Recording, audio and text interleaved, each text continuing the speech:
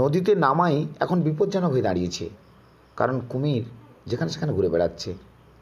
যারা জাল ফেলতে যায় তাদের একটু অসাবধানতার ফলে তাদের আবার কুমিরে টেনে নিয়ে যায়। এমনই ঘটনা ঘটল দক্ষিণ চব্বিশ পরগনার পাথর প্রতিমা ব্লকের গোবর্ধনপুর কোস্টাল থানার সত্যদাসপুর এলাকার বছর 40 আসবাউদ্দিন শেখ আর তার একমাত্র ছেলেকে নিয়ে তিনি নদীতে মাছ ধরতে গিয়েছিলেন।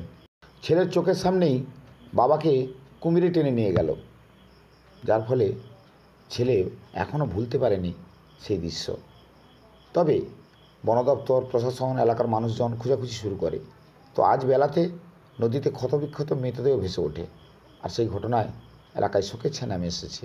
তবে দেহ উদ্ধার করে কাকদ্বীপ মহকুমা হাসপাতালে ময়না তদন্তের জন্য পাঠানো হয়েছে। দিন শেখ উনি 11টার সময় নদীতে জাল ফেলতে যায়।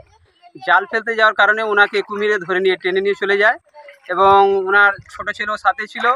সে যখন চিল্লাচিল্লি করে যখন বলে আমার আব্বাকে কুমিরে ধরেছে বলে বাঁধের উপরে যখন আসে, এবার গ্রামবাসীরা তখন ছোটাছুটি করে সবাই এসেছে। আসার পরে আমরাও নিজে এসেছি।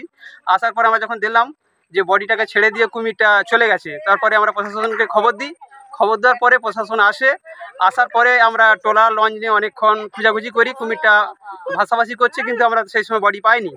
তারপরে আজকের সকাল 11টার সময় বডিটা পাওয়া গেছে এবং আশা করি প্রশাসনের কাছে এবং সরকারের কাছে আমরা আবেদন করছি যে ওই গরিব মানুষের ফ্যামিলিতে তাদের যে পরিবারের কিছু সাহায্য করুক বা তাদের কিছু আর্থিক দিয়ে মোটামুটি তাদেরকে ছেলেপুলেদের কিছু একটা সুব্যবস্থা করে দেব।